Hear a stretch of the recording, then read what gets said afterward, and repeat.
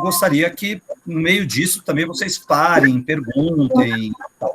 Primeira coisa que eu queria dizer é que eu, por algum motivo, não sei se eu olhei errado, mas eu só achava que nós tínhamos aqui Alemanha, Canadá, Cuba, Rússia e Portugal, né? Aí, agora que eu acabei vendo também que a gente tem vários outros países, o que é muito bom também, né? Nos abre aí uma série de possibilidades, né? Uma série de possibilidades de alianças, né? Bem, primeira coisa, pessoal, nós temos o guia, né? E o guia, eu dei uma lida no guia, tá? Claro, né? Assim, até mais ou menos rápido, mas eu olhei, eu li o guia inteiro, e acho, primeira coisa, é importante que vocês leiam, né? Acho que é importante que vocês leiam.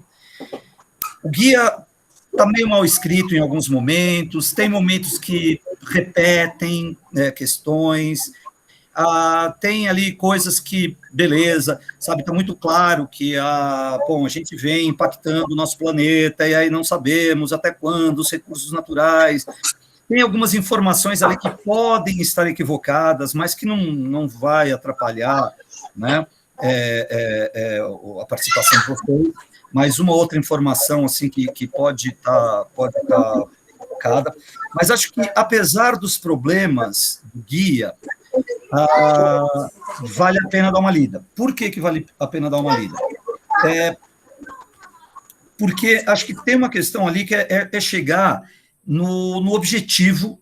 Acho que a gente precisa ter muita clareza, né, de qual é o objetivo desse comitê, onde eles querem chegar. Para aí, cada um de vocês, né, poder traçar uma linha de atuação, e aí sempre com a ajuda do Pablito, que é o mestre, né, nas estratégias e nas táticas, né? Então, a partir daí, traçar essa linha. Então, eu vou começar dessa parte, tá? Vou começar dessa parte. O grande objetivo de vocês nesse comitê é revisar o direito espacial. Aí a gente pode falar um pouquinho do que seria isso, tá? Então, primeira coisa, estamos tratando de um comitê fictício, tá? Um comitê que não existe, tá? Para uma situação que, se acontecer um dia, está muito longe de acontecer, tá bom? Mas, né, a ideia é essa.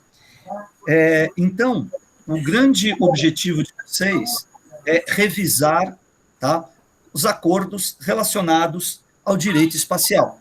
Tá? O que são esses acordos? Pablito, só uma coisa, eu vou tratar aqui de algumas coisas, entendendo que eles não sabem, por exemplo, essa questão, algumas coisas de direito internacional, suponho que eles não tenham ouvido muito. Ou se sabe se eles têm conhecimento de algum direito internacional. Gil, eu acho que... Posso tocar o barco? A gente pode voltar ao ponto, e se houver dúvidas, a gente retoma, explica, enfim. Se houver... Não, meu medo era só falar alguma coisa repetitiva, que eles já soubessem, tivessem clareza, mas qualquer coisa, galera, façam o seguinte, falar, isso daí a gente já sabe e tal, né? Eu acredito que não devem ter estudado muito isso, mas vamos lá. Existe o que a gente chama de direito internacional, tá? Que, de certa maneira, ele se diferencia do que é o direito interno aos países. O que eu quero dizer com isso? Aqui, por exemplo, no Brasil ou qualquer outro país do mundo, temos leis, tá? E o Estado... Pode falar, Pablito. Não, é que eu não queria te interromper a tua lógica, queria te acompanhar, mas é só para... Pode falar.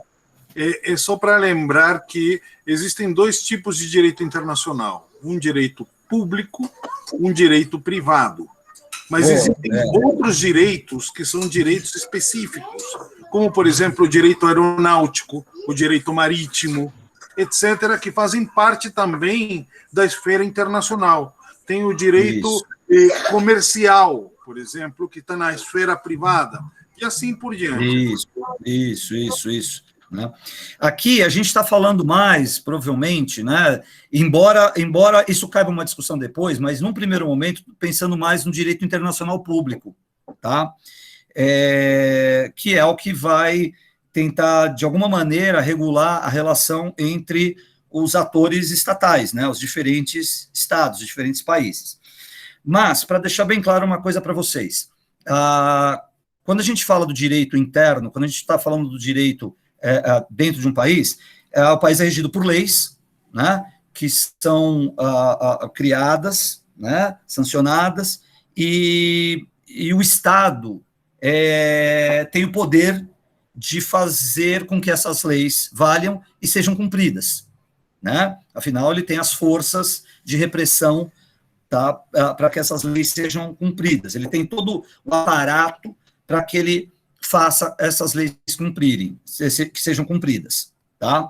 No limite, as forças de repressão, polícia, exército e tal. Bem, quando a gente fala de direito público, direito internacional, né, sobretudo público, nós não temos um ente que paire acima dos demais estados, porque aqui, acima de todos nós aqui, dos 12 alunos, de mim, do Pablito, nós temos o Estado, né, o Estado que, de alguma maneira, regula as nossas vidas, tá, e define, né, o que pode ser feito e o que não pode ser feito, independentemente do que a gente concorde ou não.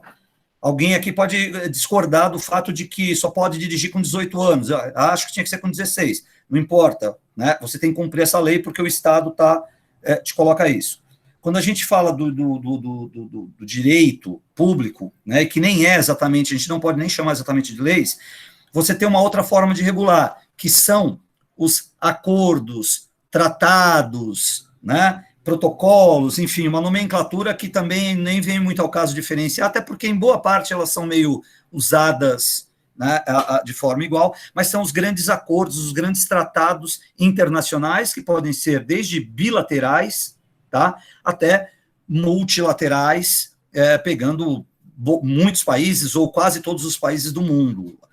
Para se ter uma ideia, a ONU é um grande tratado internacional, né? A ONU não é uma instituição que paira acima de todos os países e que tem o poder de repressão. Tanto é verdade que tem várias situações no mundo que a ONU não dá conta, tá? Então, por que eu estou falando tudo isso? Desculpa, é só lembrar o caso cubano, onde 182 países votaram contra o bloqueio. 2 votaram a favor, 2 se abstiveram e continua o bloqueio. E continua, porque a ONU não tem força contra os Estados Unidos. Outro caso clássico, para a gente lembrar um pouco, a gente está falando muito de Afeganistão, mas naquela época, um pouco depois da invasão do Afeganistão, em 2001, em 2003, os Estados Unidos invadiu o Iraque. Os Estados Unidos chegou a tentar colocar isso para discussão no Conselho de Segurança. E aí, na contagem dos votos, ele viu que ia perder, tá? E mesmo assim teria os países que vetariam, né? No caso, China e Rússia vetaria. Os Estados Unidos ignorou o Conselho de Segurança da ONU e foi lá e invadiu o Iraque, a seu bel prazer. Tá? Pior, né? E foi pior ainda, porque a ONU mandou o principal especialista em armamento, em guerra química, etc., que era um belga, para fazer a vistoria no Iraque, e ele voltou dizendo não tem nada disso. Não tem nada. Mesmo assim invadiram. Claro, né? E como se confirmou depois que o Iraque não tinha nada, né? Mas claro, porque estavam assim, muito claro que os interesses ali eram outros, para muito além de Saddam Hussein, ou enfim, ou qualquer coisa do tipo. Tá, mas por que a gente está dizendo isso? Porque o papel de vocês, tá, vai ser revisar o direito espacial. Ou seja, existe, tá, um acordo internacional sobre o espaço. E o papel de vocês, nesse momento, é revisar, tá, para atualizar e para conseguir fazer com que essas normas que regem esse direito sobre o espaço né, se atualizem no sentido de facilitar, né, a proposta, né, dos países para esse grande objetivo, tá, final, que é a colonização de Marte. Tá? Então, tá aí o grande objetivo de vocês. Outra coisa, Pablito, só um minutinho, que vale a pena lembrar, o guia de vocês deixa claro, em algum momento, que é um exercício de cooperação. Por isso, eu vou trazer um exemplo, tá, nosso aqui, real, de um tratado que pode ter sua semelhança. Tá? Então, eu vou fazer umas comparações com o nosso mundo real aqui, para que também ajude vocês a pensar sobre essas questões. Diga lá, Pablito. Mas é importante ter claro que o comitê não é um comitê jurídico. Isso é muito, muito importante. Se o comitê não é jurídico, a instância de definição, por último momento, a última palavra, não pode ser esse comitê. Por isso que se fala de conferências que esse comitê... Mas como é um comitê político e recomendatório, esse comitê pode indicar, dizer, olha, tem que ter uma conferência para discutir temas jurídicos que tratem disso, disso, disso. A pauta, vocês têm que criar a pauta e gerar a demanda no comitê. E ela tem que indicar uma solução. A solução está no comitê? Está no indicar, não está no definir. Então, não se sintam frustrados se no final do percurso, 5 dias, e vocês não conseguiram definir marcos jurídicos. Por quê? Porque não é um comitê jurídico. Tá. E então, a ideia de cooperação. Aí eu vou trazer para vocês alguns exemplos. Na verdade, pensei 2. Principalmente um deles, né, do nosso mundo real, para a gente comparar. Tá, vamos lá. Seguindo aqui uma certa ordem também em relação ao guia de vocês. Lá pela página 10, depois vai se repetir na página 17, tá? Vai deixar claro o seguinte: o PENO, sei lá qual seria o nome, ele tem uma estrutura parecida com o Conselho de Segurança da ONU, com o Conselho de Segurança da ONU no mundo real, tá? Então, vamos lá, vamos tentar entender como é o Conselho de Segurança e a semelhança com esse PENO.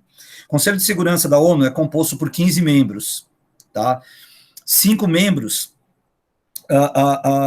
são efetivos, são 5 membros permanentes, tá? Eles estão lá sempre, desde a fundação do Conselho de Segurança, eles estão lá.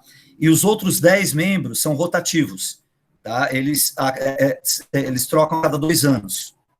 Esses 5 membros permanentes, além de serem permanentes, eles têm um direito, um poder, na verdade, tá? E é um poder, isso transforma num elemento de poder gigantesco para esses países, que é o poder de veto.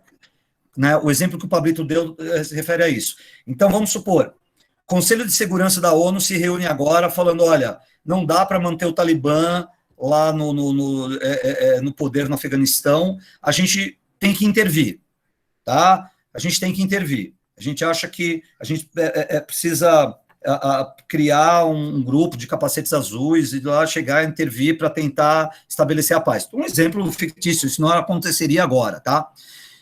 Aí, beleza. De repente, também uma situação absolutamente hipotética, que 14 membros desses 15 concordem com isso.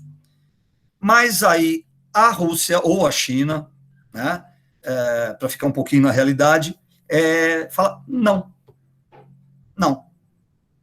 vamos intervir.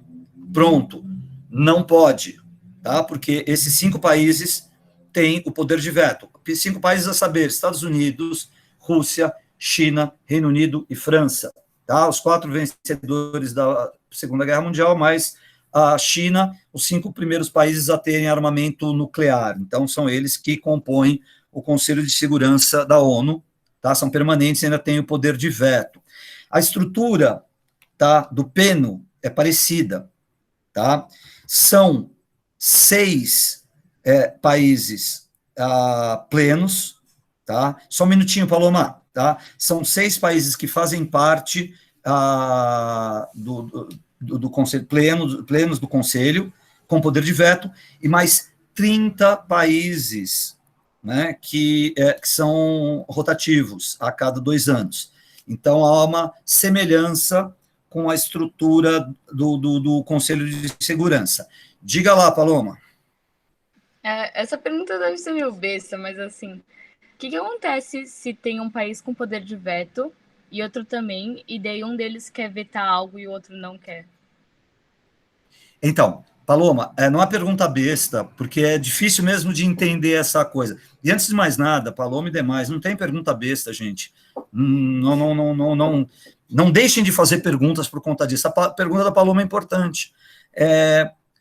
Na verdade, Paloma, o que existe quando o Conselho de Segurança se junta, eles falam assim, vamos fazer isso daqui? Vamos construir alguma coisa? Vamos destruir alguma coisa? Vamos interferir aqui? Vamos criar um documento que vamos obrigar alguém a fazer isso? Sempre é uma proposta, Paloma. Sempre é uma proposta para fazer alguma coisa. O poder de veto é quando o país tem lá o poder de falar não. Tá? Então, o Conselho de Segurança vai se juntar e falar, vamos fazer tal coisa. Tá? Aí alguém chega e fala, não.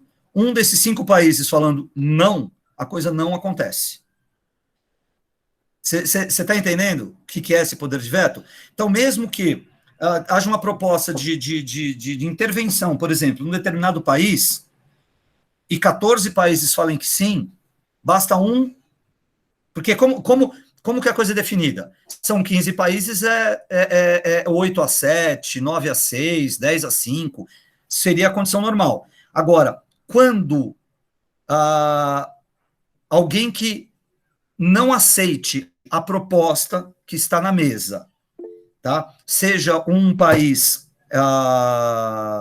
que tem o poder de veto, a proposta não vai para frente. Por isso, Paloma e demais, tá? Já um minutinho, Tiago, que eu estava falando do caso dos Estados Unidos, caso real, tá? Estados Unidos queria invadir o Iraque, 2003, 2 anos depois do atentado contra as Torres Gêmeas, tá? Mas, no cômputo dos votos, eles perceberam que não daria, tá? Eles perderiam.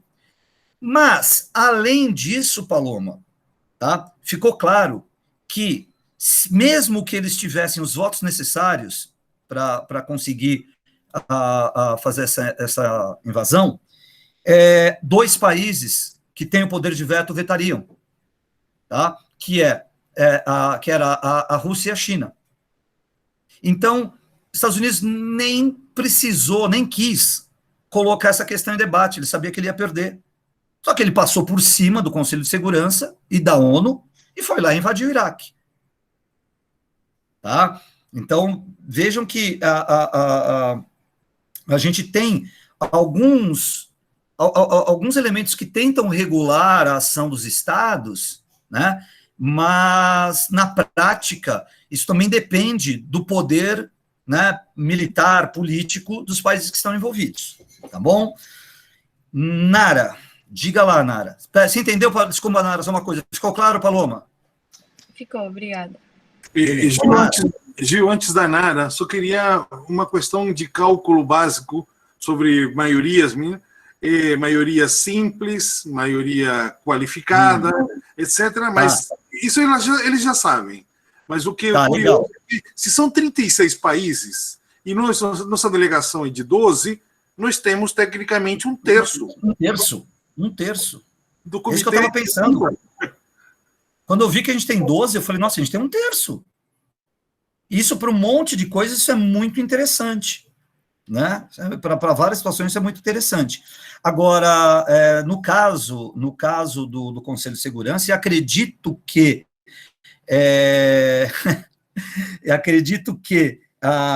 dentro desse comitê também seja maioria simples, né? Não está escrito lá alguma coisa do tipo, mas acredito que seja também, já que ele tem uma semelhança com o Conselho de Segurança, né, Pablito? Você também acha? Você concorda comigo? É maioria simples, né? Se não tiver veto, é maioria simples. Tá. Diga lá, Nara.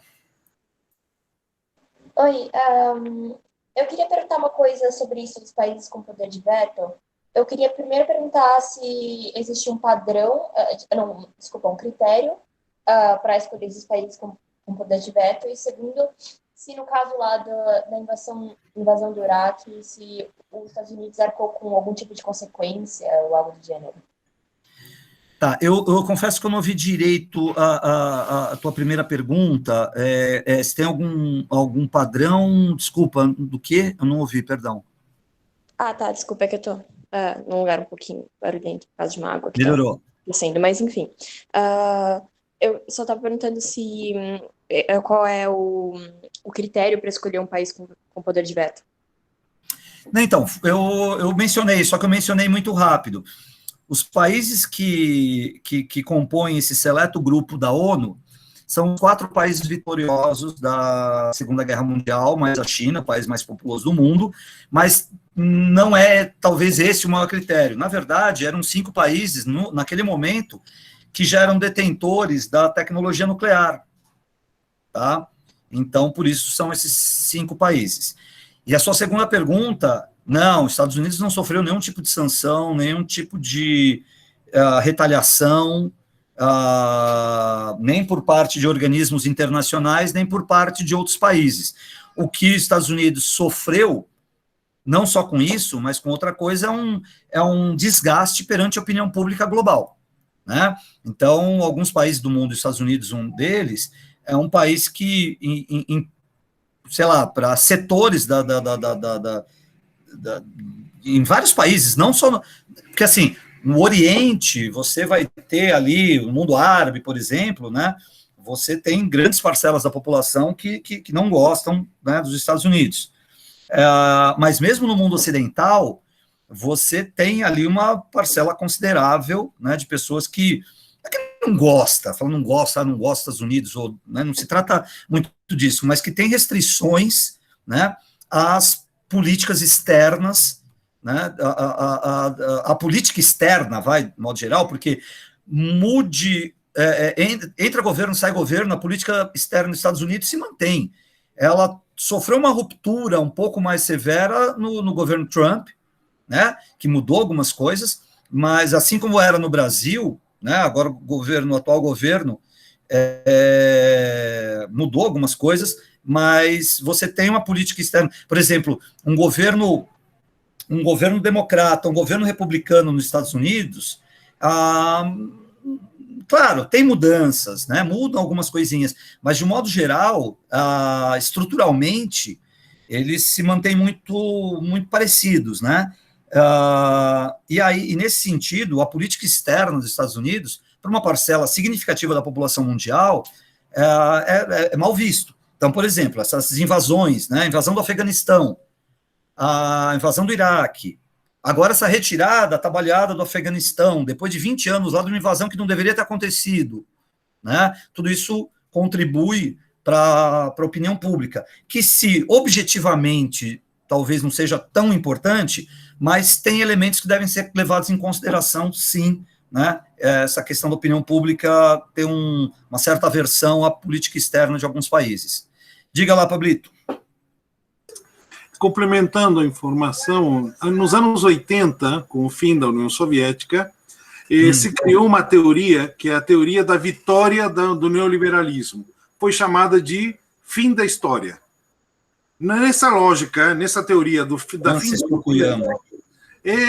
Depois ele vai fazer uma autocrítica enorme, mas depois falamos do Fukuyama. Mas o Francis Fukuyama, que foi o teórico do neoliberalismo, o arauto do neoliberalismo, ele cria essa teoria dizendo: o capitalismo venceu. A partir de agora, a história será contada sobre um viés capitalista. Ponto. E esse capitalismo é um capitalismo neoliberal, ou seja, novo liberal, não é aquele liberal clássico que deixa o Estado ainda para posições importantes. Ele acha que é uma outra coisa, que é a privatização total e absoluta, deixando o Estado mínimo. Onde que eu quero chegar com tudo isso? A teoria do venceu, e, obviamente, se ele venceu, o mundo perdeu. Onde que fica a vitória americana depois de tantos anos no Iraque, agora tantos anos no Afeganistão, e tem que se retirar com, sabe, da maneira mais vergonhosa possível. Então, se eles são os vitoriosos, quem foi derrotado de fato? A derrota foi total, foi parcial, enfim. Só para complementar essa história. Então, quando se fala dos Estados Unidos, o preço dos Estados Unidos foram bilhões de dólares. Para vocês terem uma ideia, agora na última retirada, os Estados Unidos teve que destruir quase 3 mil blindados ao custo da bagatela de $1 milhão cada um, para não deixar para os talibãs, e muito menos para o exército islâmico. Então, o que eu quero dizer com tudo isso é que a teoria dos Estados Unidos de ocupar hegemonicamente o mundo ficou com um problema. A própria OTAN rachou, a própria OTAN se dividiu. Então, não dá para pensar isso sobre essa perspectiva. Uma perspectiva heróica, americana, uma perspectiva de que não teve consequências. Não teve consequências jurídicos diplomáticas, porém teve consequências político-econômicas e político-sociais. Isso é um outro elemento importante a ser levado em conta. Legal. E uma outra coisa, né, Pablito, também, acho que aqui está claro para todo mundo, mas a gente tem falado de Rússia no Conselho de Segurança, na verdade, inicialmente a União Soviética, né, entendendo sempre a Rússia, né, a gente vai falar disso depois, né, Paloma? Entendendo sempre a Rússia como a grande herdeira da União Soviética, inclusive nessa discussão que a gente vai fazer. A gente vai falar um pouquinho depois. Vou dar sequência aqui em algumas coisas que eu também havia apontado aqui para vocês, para a gente avançar. Gente, no guia de vocês, diz o seguinte, tem algumas informações conflitantes, que depois a gente precisa tentar esclarecer, né? Mas diz que tem um lugar que vai dizer que o PNU foi criado, em 1994, tá? Mas depois diz que a primeira resolução, e aí eu parto daí, acho que deve ter sido um erro esse 1994, então vamos partir de antes. A primeira resolução desse comitê é em 1969, tá? Que é para regular a atuação espacial dos países. É um grande acordo espacial. Isso está ao final da página 17 do guia de vocês. Então, acho que vale a pena dar uma olhadinha nesses pontos, né? Acho que vale a pena ler tudo, mas tenha um foco nisso daí. O guia de vocês, também, ele vai trazer, ele vai transitar por alguns temas, então dá para pensar também que seria legal vocês se munirem de algumas informações sobre alguns temas. Eles partem da base da Guerra Fria, né? Ou seja, a corrida espacial. Então, eles apresentam um breve histórico da corrida espacial, e acho que isso é importante que vocês tenham em mente, o Pablito já mencionou isso, né? Porque, enfim, a gente está discutindo ainda, né, uma certa corrida espacial, tá? Então, vale a pena retomar da Guerra Fria, que é um tema que eles trazem, tá certo? O outro, na verdade, assim, são três assim, mas um é a Guerra Fria, né, para entender o contexto. O outro é, dentro da Guerra Fria, a corrida espacial, que se prolonga, né, até hoje.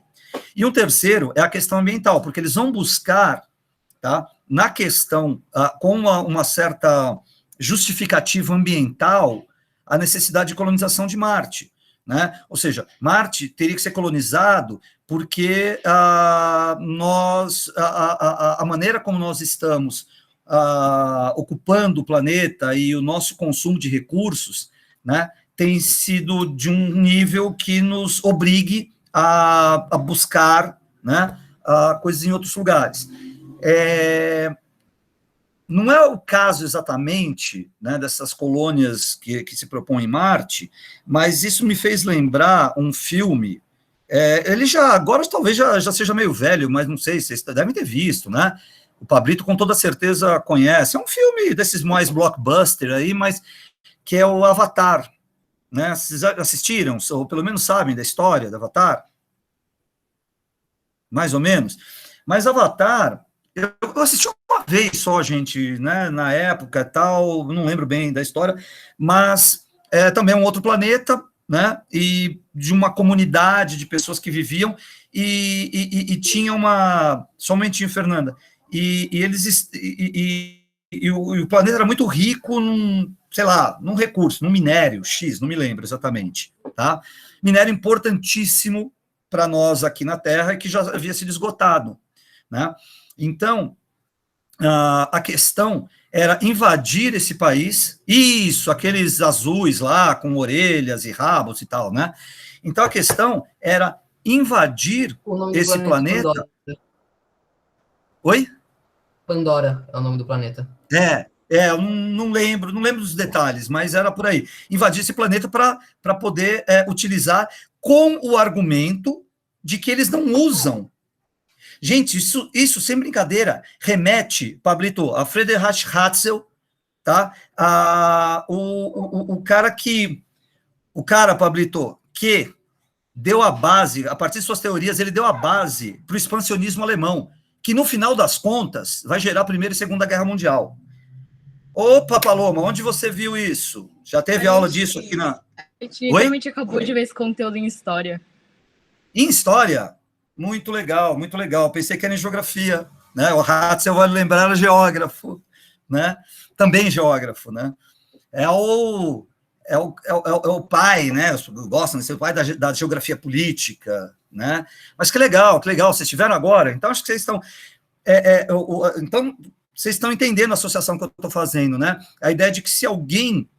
Então, isso é muito importante para se pensar no que vocês vão falar. Mas, gente, me desculpa, Guilherme, deixa para não me estender muito, a Fernanda tinha levantado a mão e eu acabei me estendendo. Deixa ela falar, daí eu volto nisso daí, para não perder. Fala, Fernanda.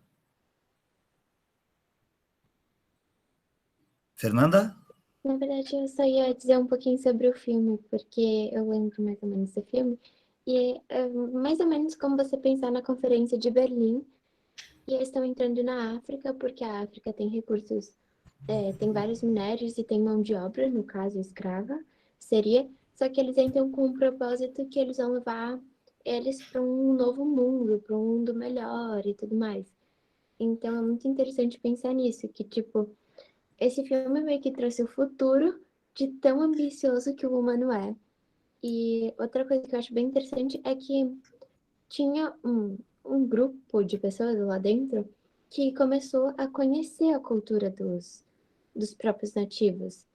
E eles conheciam e eles começaram a ter meio que afeto por eles, vendo que eles tinham sua própria cultura. E é algo que eu acho que falta às vezes no ser humano. O ser humano pensa em dinheiro, riqueza, poder, e muitas vezes não pensa na humanidade mesmo. Isso, perfeito, boa colocação. Gente, aí nessa fala da Fernanda ainda me ocorreu um outro geógrafo, o Hatzel. Se vocês já viram a teoria do espaço vital, vocês sabem o que ele dizia, né? Então, o que era isso? Bom, se você tem uma porção do espaço que não está sendo utilizada em toda a sua potencialidade por um determinado grupo social, nada mais justo que eu possa incorporar essa porção do espaço. Então, a expansão alemã, né, Pablito, vai se pautar na teoria de Hatzel. Isso que a Fernanda falou me lembra, só um minutinho, Vidal de Lablache, que também, a partir as teorias dele, também, assim como a de Hatzel, tinha como função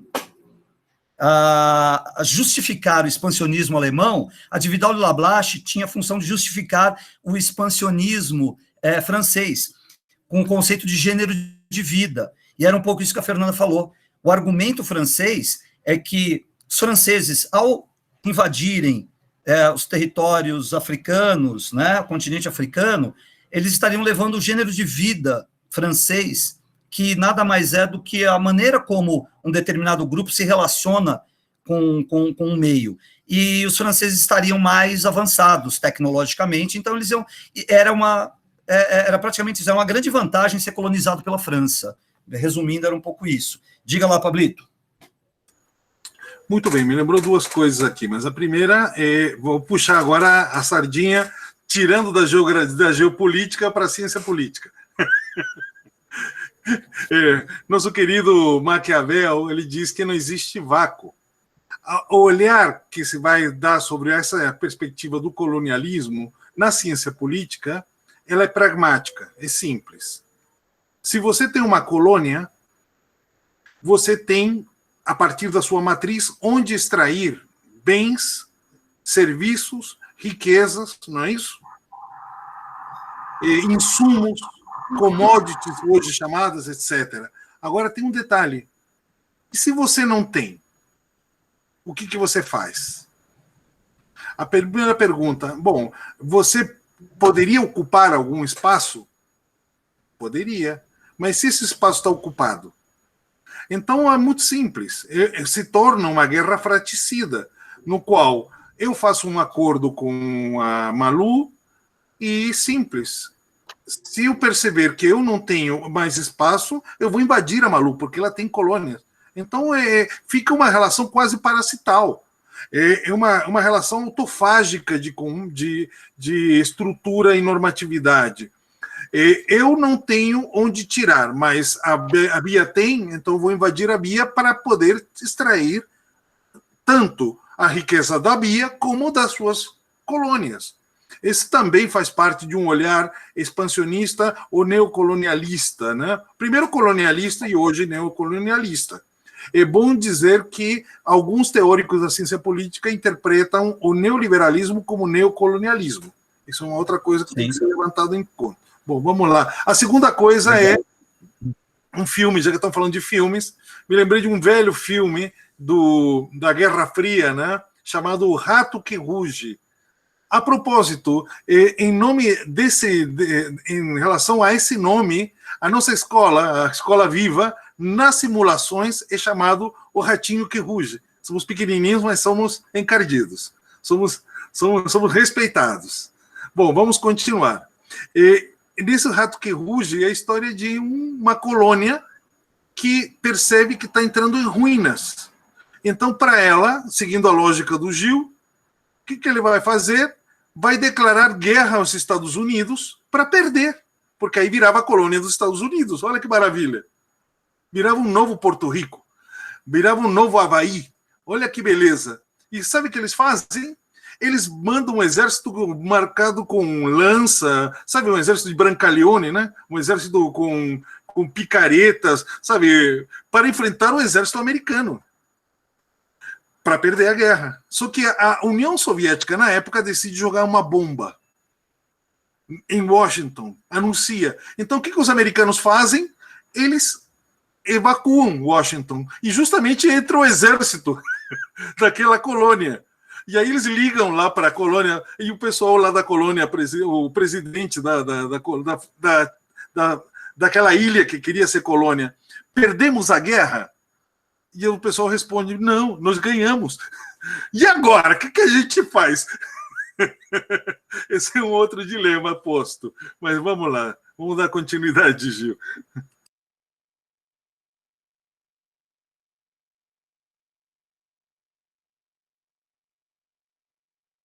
O microfone, Gil. Beleza, desculpa, estou falando.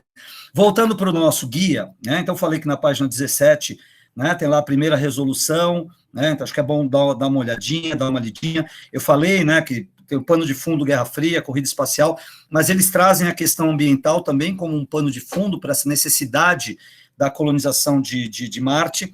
Bom, aí, claro, entram alguns temas que a gente tem que pensar, que é a própria ideia de colonização, né?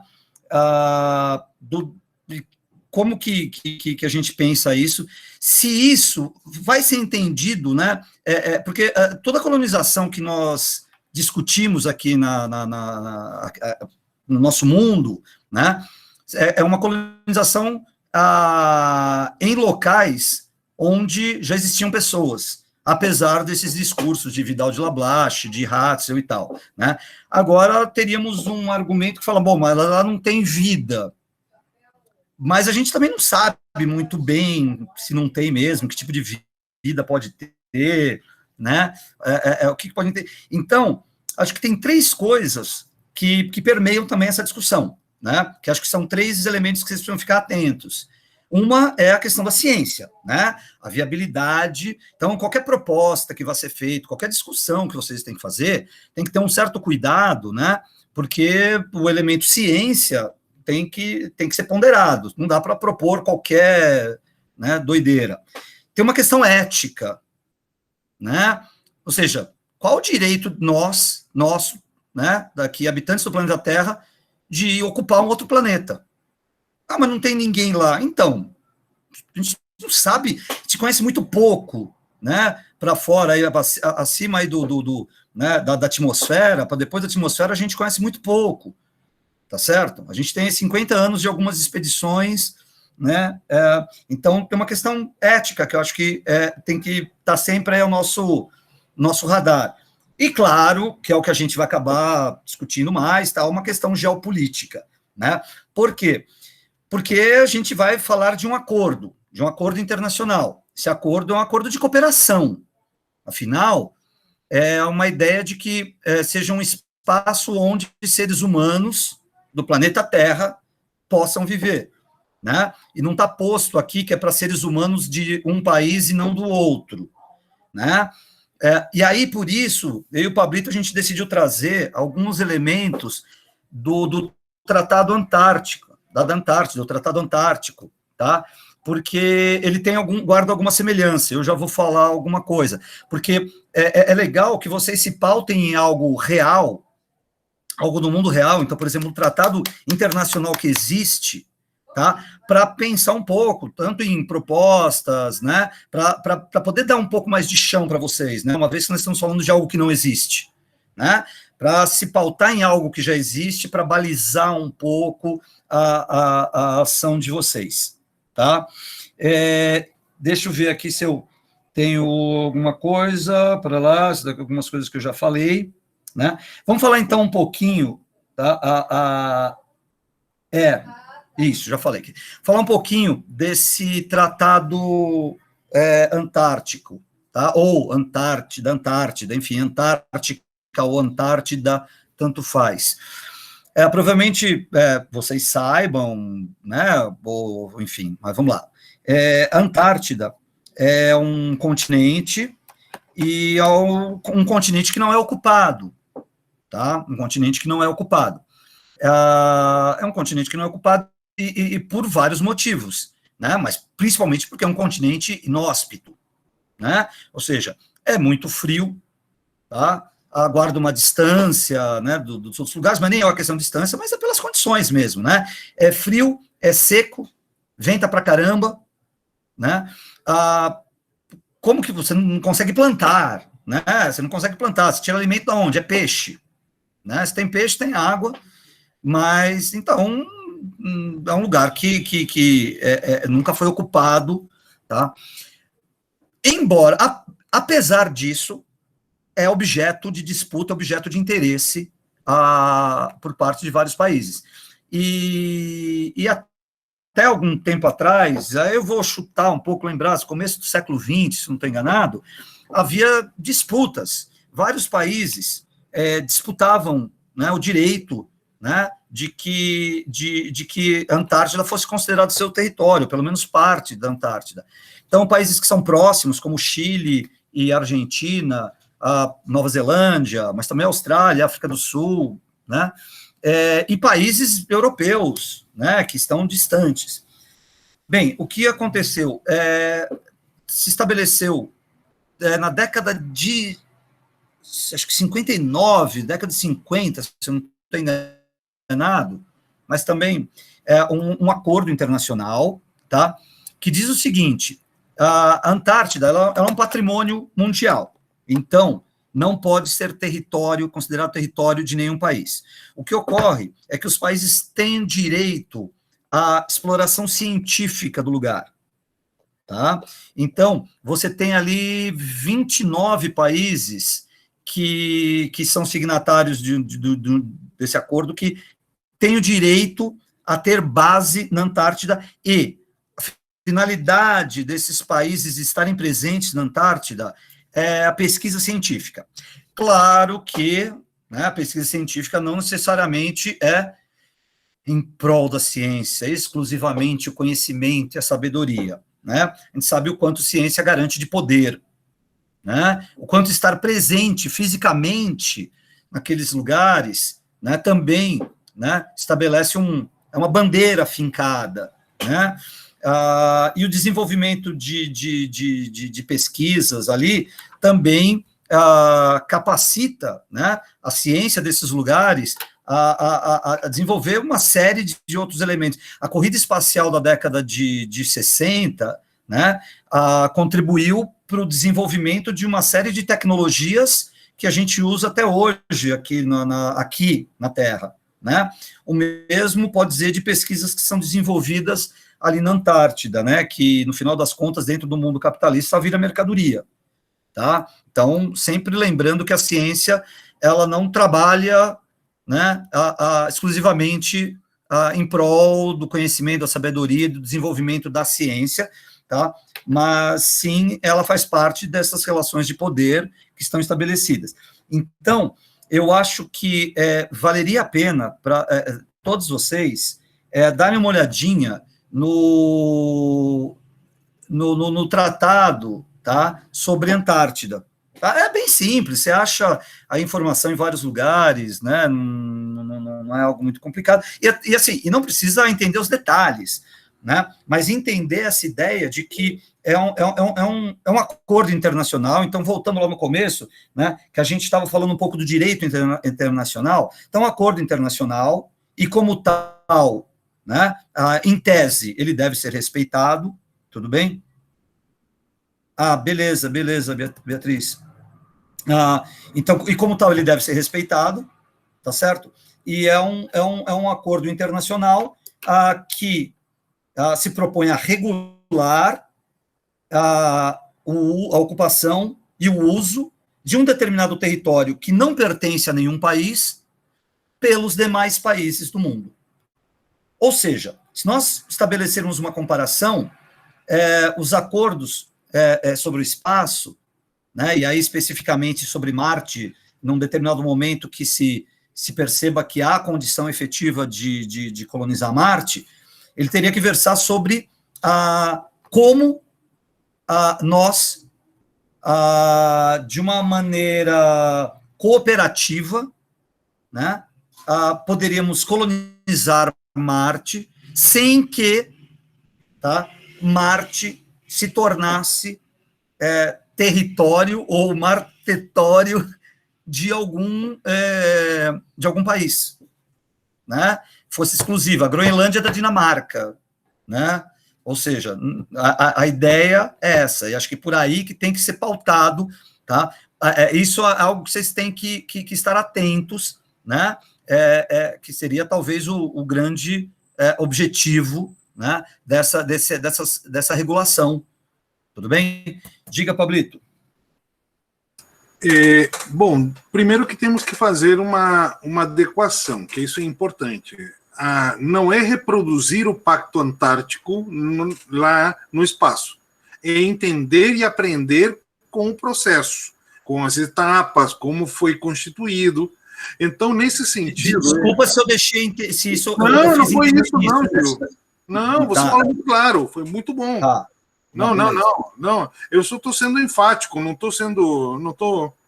É só para deixar... Não, que eu vou chegar num ponto agora, Gil, que é o seguinte... Porque uma das marcas do Acordo Antártico era, por proximidade, portanto, era muito fácil o deslocamento e chegar lá até, por exemplo, o Chile. O Chile era poucos quilômetros, já estaria na Antártica, né? Partindo da zona austral chilena até a Antártica, inclusive a capital da Antártica, Puerto Williams, teoricamente pertence ao Chile, só para ter uma noção de proximidade. Mas tem outros países, como o Brasil, que foram chegando e ocupando espaços. Então, uma das teorias era quem chegar e tiver tecnologia para chegar, ocupa. E aí vai ser colocado, depende da região, depende de uma série de variáveis, como ficaria esse processo de tamanho de ocupação. Esse era um ponto. Mas o ponto diferente do espaço. Por que isso diferente do espaço?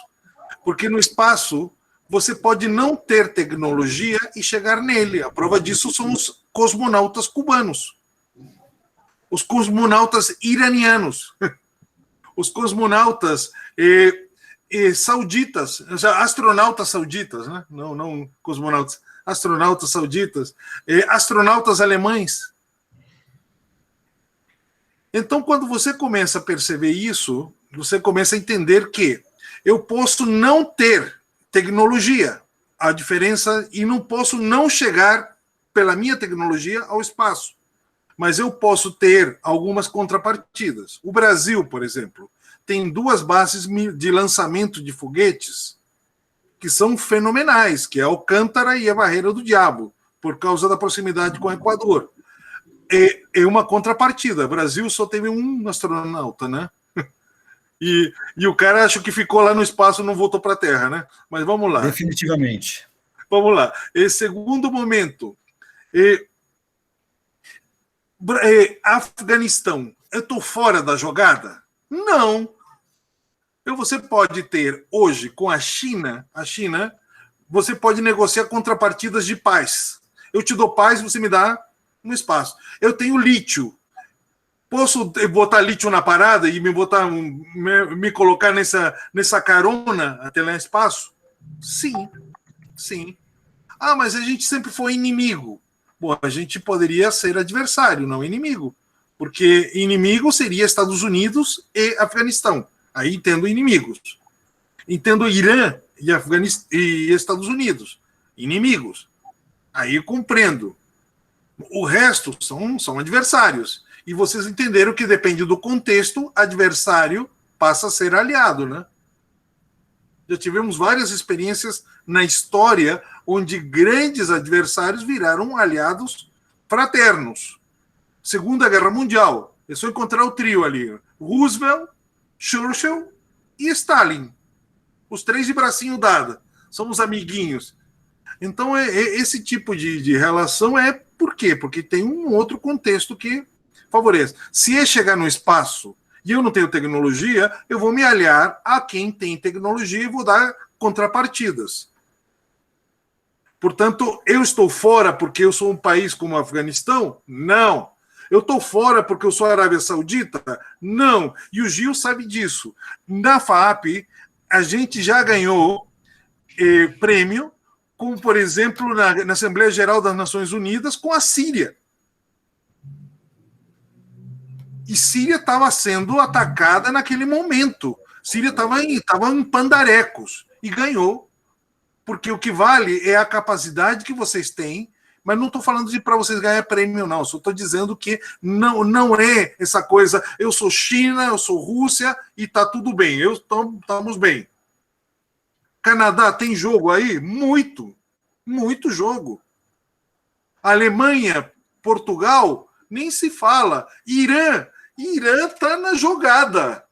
Irã, que já tem de experiência de mandar cosmonautas, e nem... Putz.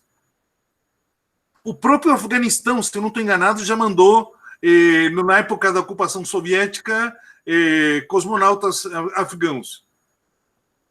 Só para ter uma noção de como é o jogo espacial. Portanto, diferente dessa experiência da ocupação da Antártica, onde era a base militar de um país, portanto, a base territorial de um país, não há interesse do meu país ceder algum espaço, te dar uma carona para que você ocupe. Isso não fazia sentido na época. Então, isso é só para vocês terem uma ideia sobre processos. O que o Gil está levantando são processos. Como é processualmente? Primeiro uma base militar, uma base científica, depois vai virar uma base comercial, aí vocês vão criar insumos, vão ter investimentos e vão construindo a partir daí aquilo que pode ser entendido uma cidade, um território. Bom, parou por aqui. Isso que o Pablito está falando agora, essa última parte, talvez seja legal, gente, vocês procurarem aí um conceito, uma noção que é terraformação, tudo junto, tá? Que seria a nossa capacidade de transformar Marte num ambiente, ou Marte, ou qualquer outro lugar, né? Num ambiente mais próximo do que é a Terra, né? Fazer intervenção na atmosfera, né? Enfim, criar condições mais próximas da Terra para isso. Então, é esse processo, né, que o Pablo está descrevendo, que primeiro você tem uma base que seria militar, e tal. Então, você precisa da ciência, né, para criar essa questão né, que a gente chama de terraformação. Bom, voltando aqui para o guia, então eu acho que e aí eu já termino de falar assim do guia. Acho que tem... não, tem uma coisa importante que eu pulei. Aqui, eu vou falar mais especificamente aqui com a Paloma, mas acho que é legal, assim, que todo mundo tenha clareza. Dentro do enredo que foi criado, né, Pablito, acho que tem um evento, que a Rússia teria sido expulsa desse tipo Conselho de Segurança. Eu confesso que na minha leitura, eu até pretendo depois ler com também mais calma e tal, mas não fica muito claro, né? Os Estados Unidos fez algumas acusações e a Rússia foi expulsa. Bom, ninguém é expulso por acusação, mas enfim, né? Mas de qualquer forma a gente tem que jogar o jogo. Eles inventaram o enredo desse jeito, a gente tem que se adequar ao enredo, tá? Então a Rússia, e aí, Paloma, a Rússia está pleiteando sua volta, né?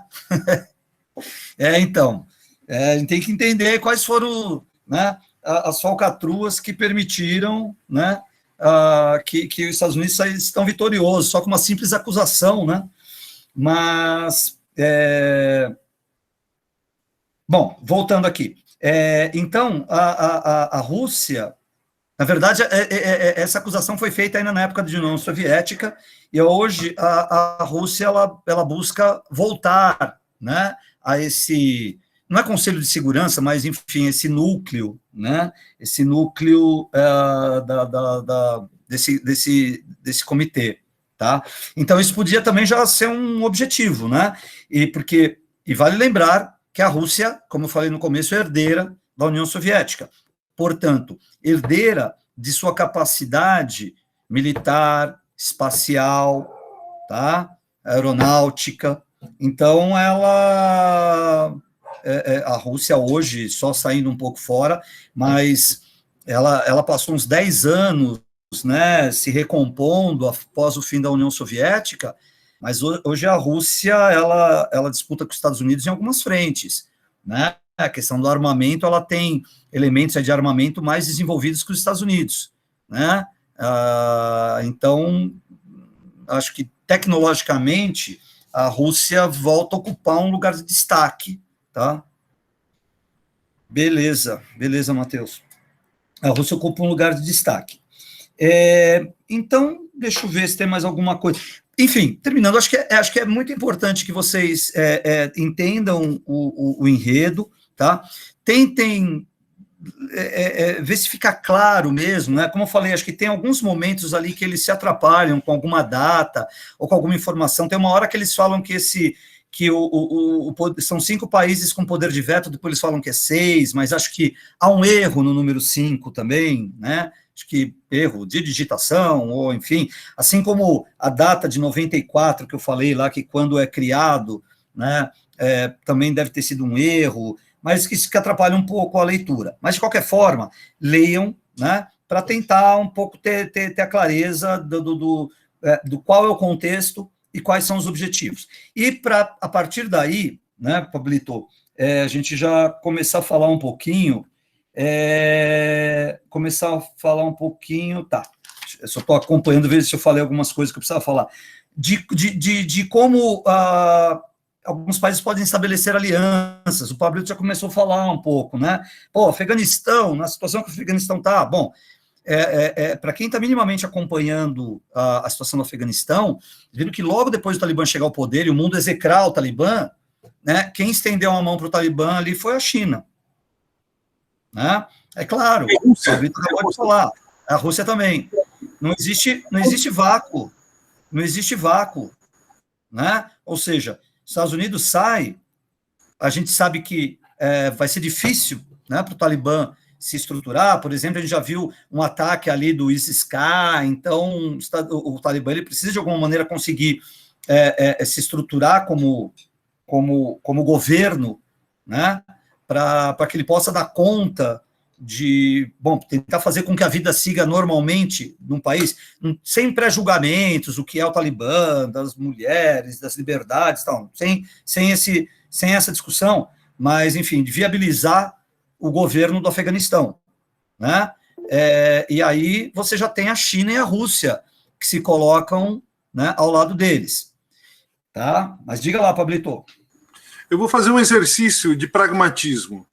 Malu, você que é uma grande feminista, uma séria observadora e crítica sobre o Estado patriarcal, você, agora enquanto gestora de um Estado, não você pessoa, enquanto gestora de um Estado, o Talibã, que é um Estado profundamente misógino, machista, e tudo aquilo que você possa entender de desqualificação, assume o poder. Você é a China.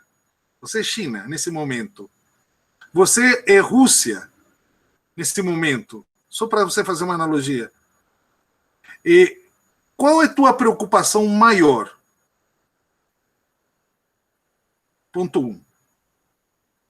Ponto 2. Desculpa. Qual seria a tua primeira preocupação? Posso falar? Sim. Minha maior preocupação é que isso se tornasse senso comum. Perdão, não entendi. Eu acho que minha maior preocupação seria isso tornar tão poderoso quanto ele se tornaria. Como se fosse... É um equívoco tático. Equívoco tático. O que você tem que fazer nesse momento, sabe o que é? Marcar uma linha e dizer, a partir dessa linha você não passa. Vamos negociar isso? Eu te reconheço, mas você não vai entrar para cá. Foi isso que a China fez. Foi isso que a Rússia fez. Delimitaram um espaço dizendo, aqui não, violão. Quer negociar? Tudo bem. Você agora vamos ter claro, né, Pablito, que não foi exatamente por conta dessa postura claro. do Talibã. Né? Claro que não. Historicamente sempre foram inimigos. E digo mais, a Rússia mais do que isso. Passou 10 anos enfrentando o Talibã. Então o que a Rússia fez é o que chamamos realpolitik. Fez a política do real, do concreto. Está dizendo o seguinte... Tudo bem, tá, você chegou aqui, quer entrar no Paquistão, quer entrar não sei onde, quer invadir quem quiser, invada. Aqui não vai passar. Então, quando você coloca e diz isso, você faz um acordo, como em algum momento foi tentado na Segunda Guerra Mundial pela Rússia e Alemanha. É o famoso tratado de Molotov-Ribbentrop, onde os soviéticos diziam, olha, eu estou querendo paz, não estou querendo guerra. Então, por favor, não venha me encher o saco. Coisa que eles não fizeram e tiveram que pagar o preço do inverno russo. Mas esse é outro assunto. O fato concreto é, pragmaticamente, às vezes, tem que fazer acordos com quem você menos imagina. Isso é isso real. E por que isso? A China e a Rússia... ao estender a mão para o Talibã, traz ele para o seu lado, traz o Afeganistão para o seu lado, tá certo? E a busca por hegemonia global, ela passa, né, pela constituição de alianças, necessariamente, porque essas alianças te garantirão uma série de questões, né? A própria posição do território pode ser... É o caso do conflito da Síria, que a gente, né, o Pablito já me ouviu falar disso 1000 vezes, né, é posição territorial. Então, ser parceiro da Síria, pacificada, né, pós-guerra, vai ser muito interessante. né? E quem vai estar do lado da Síria? Provavelmente China, Rússia e Irã. Quem vai estar do lado do Afeganistão? Rússia e China. Talvez, então, não sabemos o Irã, porque, em princípio, né, o que rege a forma de pensar do Talibã, ele se opõe ao xiismo, né?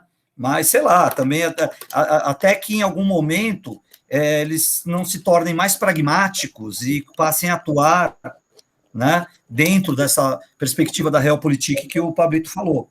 Né? Por exemplo, tem coisa pior, né, Gil? Tem coisa pior do que o Talibã, que é o Estado Islâmico. O Estado Islâmico consegue ser, né? E todos são sunitas. Tanto os talibãs quanto o Estado Islâmico são sunitas. Estado Islâmico e a Al-Qaeda também. É tudo sunita. Então, e aí, Pablito, é assim, coisa da gente pensando agora e falando, né? Dentro do espectro aqui que nós temos, né, de países, eu fico pensando, a Rússia, no meio dessa discussão, acho que parece ter um papel preponderante, tá? Cuba, historicamente, né, tem esse programa espacial vinculado à União Soviética, que acho que também, né, de repente, é uma coisa que é possível retomar. E aí tem uma questão importante, gente. Quando a gente olha um pouco mais superficialmente, as alianças que estão postas, não necessariamente superficialmente, acho que em vários momentos, efetivamente, é isso.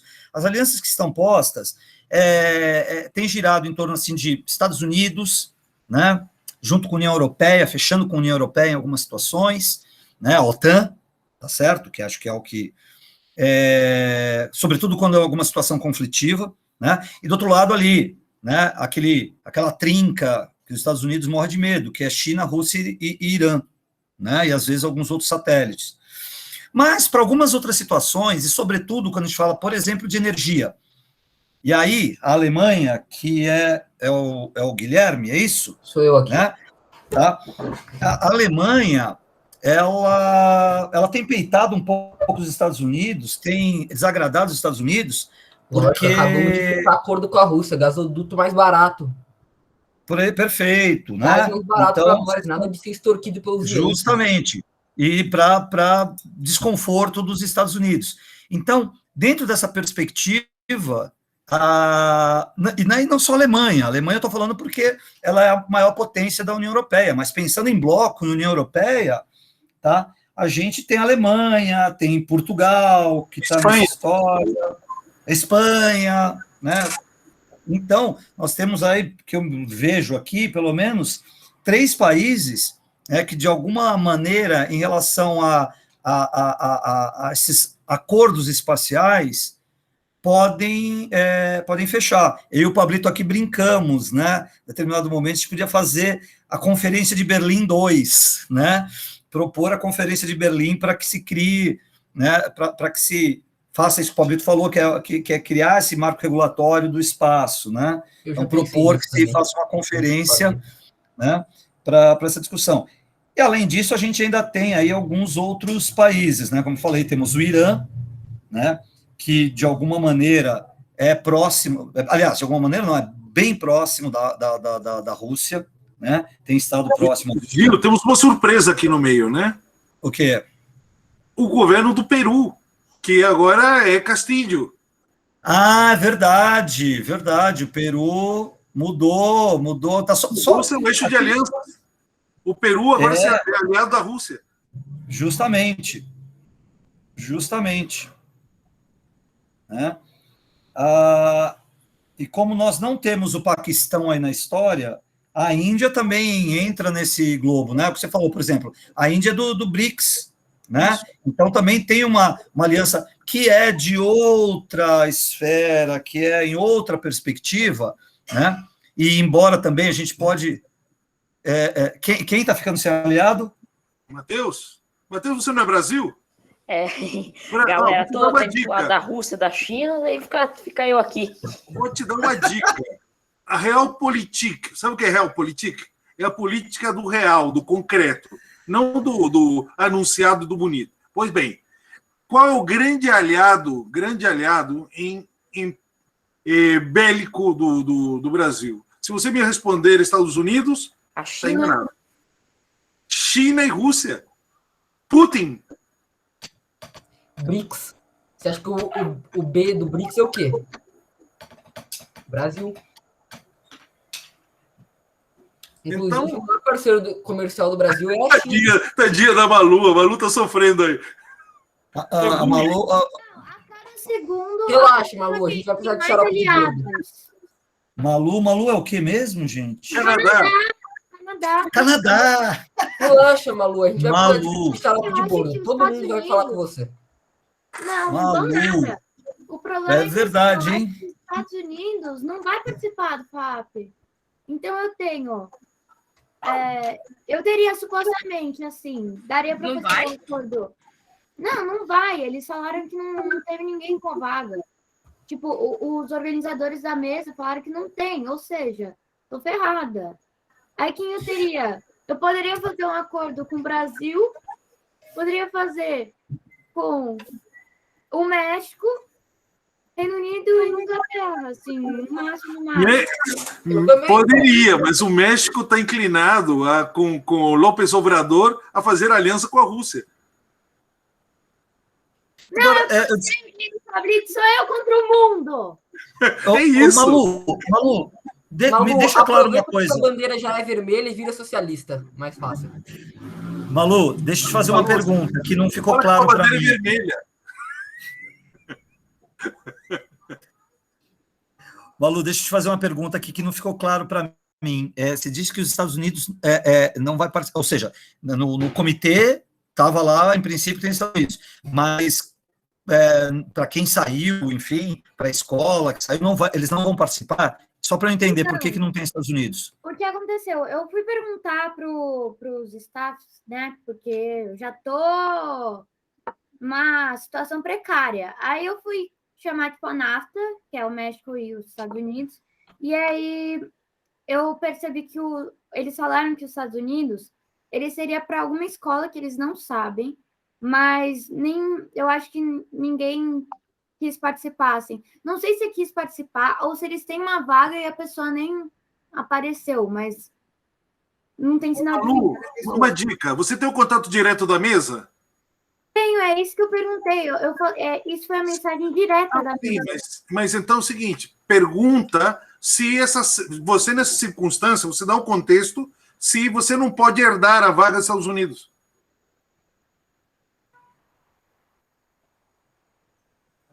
Pablito, mas... Se é para brigar, vamos brigar como que nem gente grande. Pablito, Ô, Pablito, ou então faz o seguinte, apazigua Malu, tudo, lembra? faz um combo capitaneado pelo eixo Berlim-Moscou, tá? Faz um combo capitaneado pelo eixo Berlim, e vira um bloco de carnaval, sabe? Berlim-Moscou tocando bumbo e a galera indo atrás, beleza. É cooperativismo, né? Sem crises. Mas, Malu, faltam vários 2 dos dias, aliados- eu teria que fazer o discurso. Não, estou brincando. Calma. Era uma brincadeira, calma. Imagina. Ah, tá, que susto. Que isso? Não. Por favor. Mas, Eu vou te Malu, falar uma coisa, Malu. Eu já vi pessoas brilharem no seu perdendo. Perdeu o debate porque o outro é a maioria, pronto. Mas no debate, no jogo jogado, se destacou como diplomata e foi reconhecida como destaque. Ou seja, o papel de vocês não é ganhar ou perder, é cumprir e ser o mais verossímil possível. Mas, Malu, só para ressaltar uma coisa. Vários dos que você está dizendo que deixaram de ser seus aliados ainda são seus aliados, só que eles também são aliados da Rússia. Tipo, Portugal e a Alemanha, ambos são membros da OTAN. Só que eles não se limitam a fazer acordos só com um lado. Eles não vão, tipo, você simplesmente falar, tá, vamos lá comprar gasolina 3 vezes mais caro dos Estados Unidos. Não. Eles falam, tudo bem? Olá. Tem 2 lados. Ou você tem 2 alianças. Você vai para mais forte, com mais alianças, ou você vai para mais fraco, que tem 2. Eu vou para as duas. Nem vem que você já tá da Rússia há muito tempo. Você nem quer ficar com a Malu que você fala isso desde que você descobriu que você ia ter comboio com a Rússia. Você mesma que comenta, em todas as coisas que ele fala Rússia. Não, mas é que eu sou com a Rússia. Não, mas é que eu tenho aliança com a Rússia. E daí agora ele diz que é duas caras. Eu tô achando suspeito. Ixi, aí começou aqui, hein? Começou a insídia, hein? Mas faz sentido. Olha o que a Eu Paloma... boto a máscara do capitalismo quando converso com um, na outra eu boto a máscara do socialismo. Faço, certo? Ué, você já teve um muro, né, que dividiu essas duas. Assim, não importa ser duas caras, mas ser duas caras e mentir na cara dura, daí é ruim. Não, mas peraí. Fê. Agora deixa eu tentar ajudar também. Vamos calmar. Na diplomacia não existe um mentir, né? Existe um movimento tático, né, que te leva para fazer acordo com um com o outro. Você vai defender o interesse do teu país, né? Se o interesse do teu país mudou, às vezes você omite, às vezes faz parte do jogo ali. Isso que é interessante, porque não pode ser levado o pessoal, olha, o pessoal ficou... eu que confiei. Confiou errado, não poderia ter confiado. Não funciona assim a coisa. Isso que torna interessante o jogo. Bom, também concordo com a Malu, isso é verdade, isso é verídico. Qualidade, aqui o debate é qualitativo, não quantitativo. Fabrício, eu falo isso para mim mesma porque tá todo mundo contra mim, aí eu tenho que ganhar de algum jeito. Não, mas eu sou daqueles que defende isso. Eu já vi, por exemplo, pessoas defendendo Costa do Marfim. Gil, não é verdade? Na última nós tivemos São Cristóvão e Neres. Nós tivemos aquela ilha, qual é a ilha da Mariana? Nossa, a Ilha da Mariana, como que era o nome? Oh, meu Deus, não era Vanuatu, era... Nossa, gente, essas ilhas da Polinésia, do Pacífico, aquelas ilhotas... E você lembra o que aconteceu, né? Uma situação que... Ela tomou a hegemonia ali, ela fez o certo. Ela fez certíssimo. Polinésia. E conhecida pelo chefão maior lá da coisa, como, né, ela está atuando corretamente. Timor-Leste? Né? Não era Timor-Leste. Meu Deus, qual que era o país? Nossa, agora eu fiquei... Vou achar... Eu vou achar aqui. Vou achar quais são... Bom, depois a gente acha. Mas vamos lá, vamos em frente. Depois a gente acha. O importante é o seguinte, que estamos aqui, eu estou percebendo que é uma hegemonia clara da Rússia, e a Rússia já está com... Estados da Micronésia? Não, não era Fiji, Tuvalu, Tonga, Pablito. Tonga. Ela brilhou com Tonga. Sério, o chefão falou assim, essa menina brilhou. E a Tonga, e era sozinha contra todo o comitê. Fica aqui. Isso, aí mesmo, Tonga. Ela faz fronteira com a linha internacional de data, que divide... né? Ela é dessa região aí. Essa coisa que dá para você viajar no tempo, né? Região que dá para viajar no tempo. E para um dia... mas vai ser legal, acho que esse debate de vocês vai ser legal. Agora também tem uma outra coisa, né, Pablito? Só para a gente lembrar. Em princípio, né, nós temos uma discussão que é uma proposição da regulamentação de uma ação colaborativa, sim, né? A ideia é de se criar um espaço habitável para os habitantes do planeta Terra. Como eu disse, claro, né, que nunca a ciência trabalha por si, ela tem como objetivo apenas o conhecimento, o seu próprio desenvolvimento. Né? As relações de poder que se estabelecem a partir delas estão muito claras e estão postas. Mas, de qualquer forma, a gente parte, né, para isso. Primeiro, a ideia de regular uma determinada situação, né, em que os países estejam buscando como, né, como ocupar um espaço não ocupado. Mas diga lá, Pablito. Muito bem. Eu queria só colocar que, para a alegria da Malu, existem consensos. E vou explicar alguns consensos. Os consensos são aquilo que nós chamamos de pétreo. Pétreo, aquilo que estrutura alguma coisa. Perfeito? Isso é independente da ideologia. Para qualquer campo interessa. Vamos lá. Primeiro, interessa a todo mundo um marco jurídico? Sim ou não? Então, isso tem que estar na pauta do comitê. 2, a discussão logística. O que é discussão logística?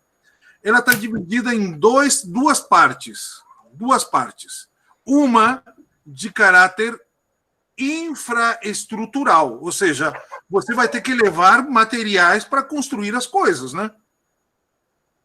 Você vai ter que construir, se vai construir bases, se vai construir cidades, se vai construir estrutura, ou vai tirar de algum local e vai ter que levar até para que especialistas construam isso,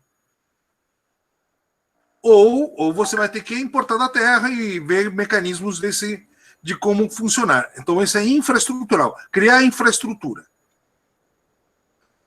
Também existe uma outra coisa que é de suprimentos, uma logística de suprimentos. Por exemplo, as pessoas têm que comer, as pessoas, se vão levar famílias, as pessoas têm que ter escolas, têm que ter estruturas, têm que ter uma série de coisas básicas e não tão básicas. Tudo isso faz parte de um debate chamado o debate logístico. Todo mundo concorda que isso é necessário? Então temos um segundo consenso. Aí não tem... Aí todo mundo é aliado, né? E terceiro ponto. Você não concorda que tem que discutir a segurança? Isso tem que ser discutido ou não? Ou cada um por si? Então chegamos à conclusão que é necessário discutir segurança. É necessário discutir soberania, o que é propriedade no espaço? Sim ou não? Então, nós temos aí um outro ponto em comum. Deixa eu fazer uma pergunta, para depois que o Pablito terminar. Como eu vi que vocês discutiram algumas coisas que entram, para mim, para o campo da geopolítica, depois eu queria só ouvir se o conceito de soberania é tranquilo para vocês, tá? Se vocês têm clareza disso. Mas desculpa, Pablito. Nada, maravilha. Eu acho que você pode desenvolver soberania e autodeterminação, né? São dois conceitos que são importantes. Soberania e? Eu não ouvi. Autodeterminação. Ah.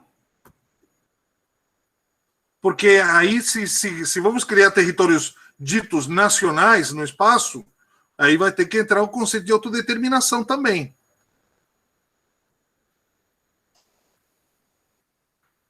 A questão é essa, né? Como que é essa organização? Mas, Gil, deixa eu só terminar isso aqui e já te dou a palavra. Só para fechar. Desculpa. Tem a questão, agora pegou aqui, financiamento. Quem vai pagar a conta dessa bagaça aqui? Tem isso. Essa é fundamental, né? Alguém vai ter que pagar a conta, né? E normalmente quem paga a conta escolhe o cardápio, concordam? Existem dois tipos de financiamento. Aí eu acho que alguns estatal, países capitalistas vão se dar melhor, hein? Estatal, e tem um outro, que é o financiamento particular, né? Uma coisa é o público e outra é o privado. Então vocês vão ter que... Que é o que está ocorrendo agora com essas viagens aí dos milionários aí, né? Claro! Aí que está a questão. Aí vamos começar a organizar. E por último, já temos a questão da soberania, temos a questão que são os pilares, né, que vocês vão ter que construir esse comitê em base a esses debates. E pensar se esses debates podem ocorrer dentro ou eles são pautados para serem discutidos em outro momento, e esse outro momento normalmente é num próximo ano, num país, numa cidade, de uma conferência, por exemplo, de São Paulo, o Brasil pode propor. Provavelmente ninguém vai aceitar, né? Porque a simpatia pelo governo, tendo maioria de bloco de soviético, é mais complicado, viu? Difícil. Se bem que existe um pragmatismo muito grande que, dependendo da negociação, Matheus, você pode até conseguir. Vai lá e tenta. Bom, Gil, a palavra é sua.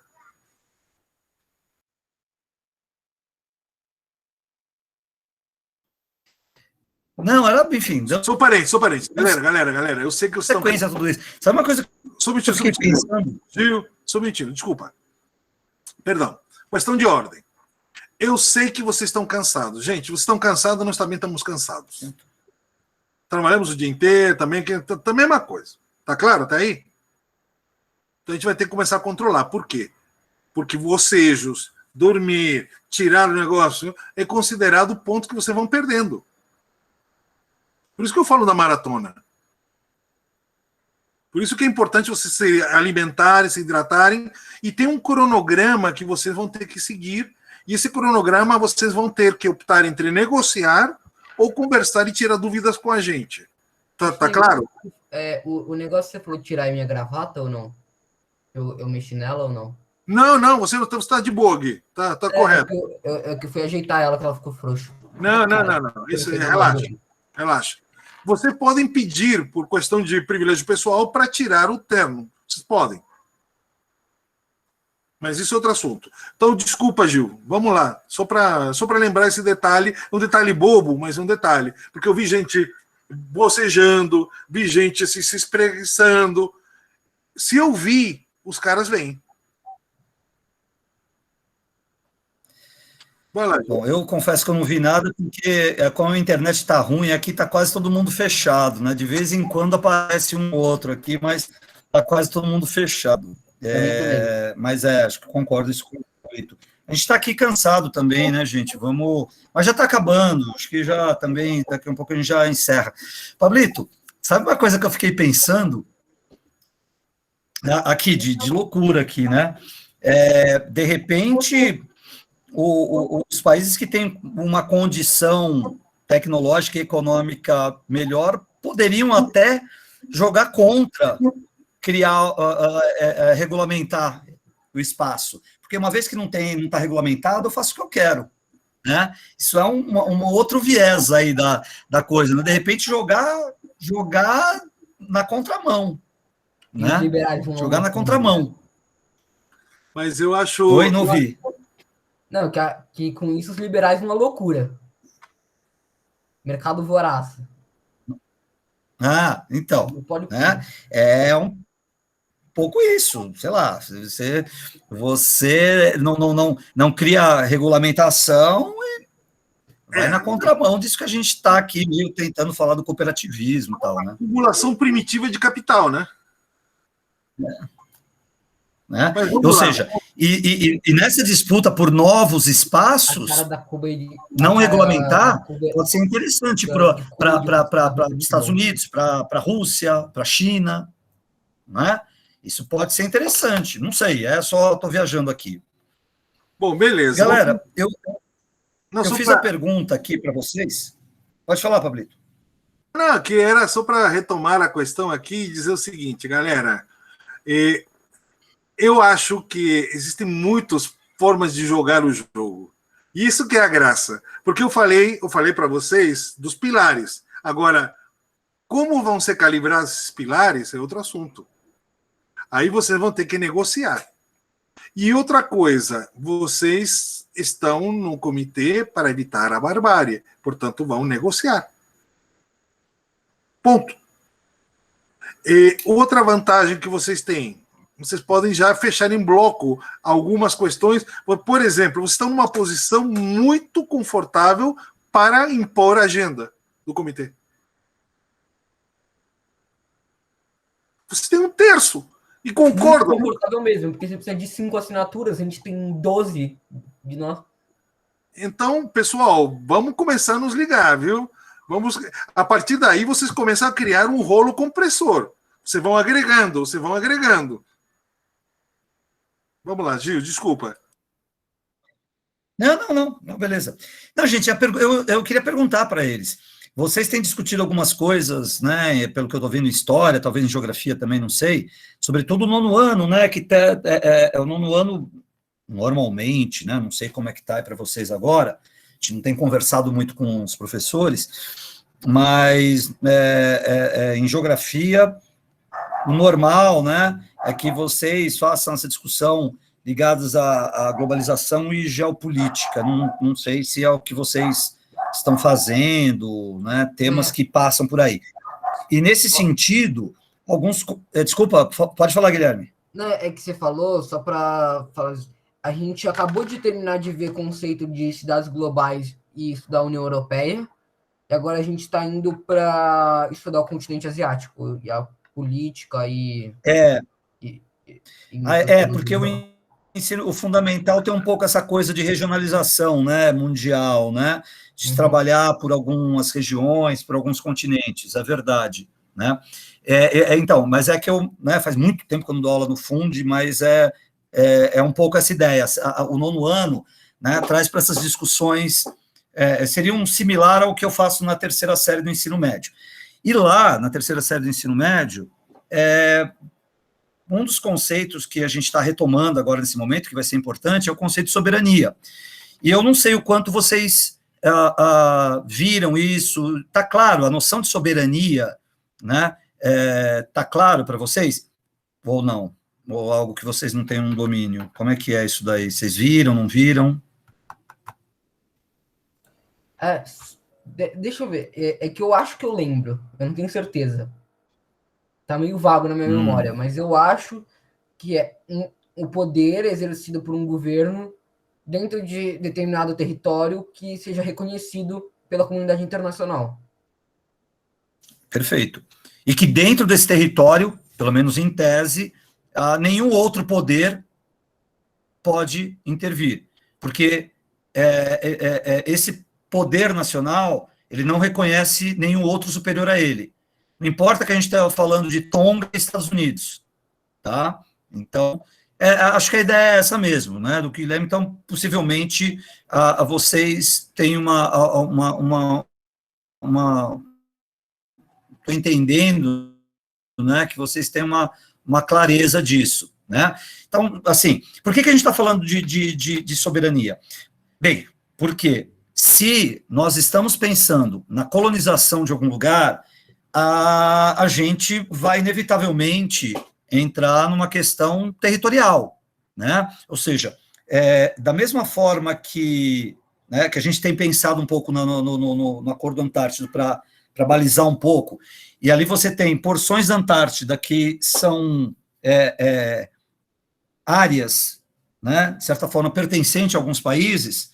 Então, por exemplo, dentro da base brasileira, né, quem dá as cartas é o Brasil. É território nacional? Sim, de certa forma é igual um navio, é igual o mar territorial brasileiro, né? Um navio de bandeira brasileira. Você está, de certa forma, dentro do território nacional, né? Ou dentro da embaixada brasileira em qualquer lugar do mundo, tá?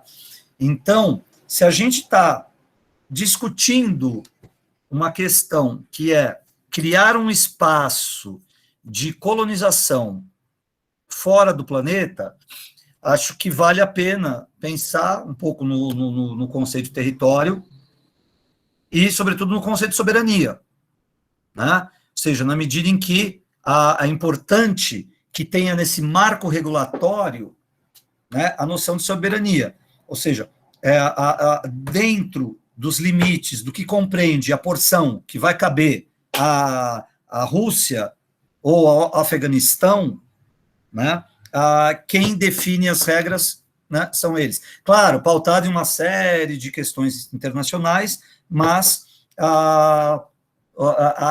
os governos, tá? Os governos são soberanos para definir, tá certo? Ou seja, a ideia de que não há poder superior ao do soberano, né? Ou seja, o governo brasileiro controla o território nacional e não há poder nenhum acima dele, tá? Para discutir. O atual presidente, claro, né, por seus motivos e suas vias enviesadas, mas ele traz à baila o conceito de soberania com muita frequência, sobretudo quando ele vai falar de Amazônia. Claro, né, da forma torta dele, mas é um pouco isso daí, né? Tem uma... Eu não sei latim, tá? Então eu vou falar como in regno suo plenitudo potestatis, que é a plenitude do poder dentro do seu território, né? É um pouco essa ideia de não reconhecer poder superior, né? Tá certo? E claro, e obviamente, como o Guilherme, né, falou aqui agora, desde que, claro, ele seja também reconhecido pelos seus pares, né? Então, é um pouco por aí. Então, acho que é uma coisa que, se a gente... tudo isso, eu estou falando um pouco para que se tenha como base, que se tenha como carta na manga, né? Que se tenha como referências para caso seja necessário dentro de algumas discussões. Repetindo, né? Estamos... Como a gente vai colonizar um lugar? Então, né, a gente vai pensar que aquele lugar ele pode estar dividido. Você vai ter uma colônia que, né, quem é responsável é um determinado país, outro, que de alguma maneira isso vai equivaler aqui na Terra ao que a gente chama de território. E o conceito clássico de território, o pessoal discute muito território, né, numa perspectiva até mais atual, bacana, com simbolismos, né, o que é simbólico, o reconhecer, ser reconhecido, bacana, legal esse viés, mas tem o viés clássico do território, né, a porção, né, de terra delimitada, né, pelos limites territoriais, as fronteiras, né, e com um Estado que, em tese, exerce o controle. De certa forma, o que a gente está transferindo para colônias em Marte. E, embora essas colônias ainda demorem, mas você tem que regulamentar tudo agora. Porque a hora que a ciência falar dá para ir, isso tem que estar de alguma maneira regulamentado, ou já tem que ter esse marco inicial de regulamentação. Outras necessidades aparecerão depois, mas esse marco inicial de regulamentação vai ter que ter quando a ciência falar assim, olha, já temos condições de ir, já dá para mexer na atmosfera, já dá para criar solo, né, já dá para descongelar água e beleza. Né, nem sei se é água congelada, tem água líquida, acho que tem água líquida, né, no subsolo, sei lá.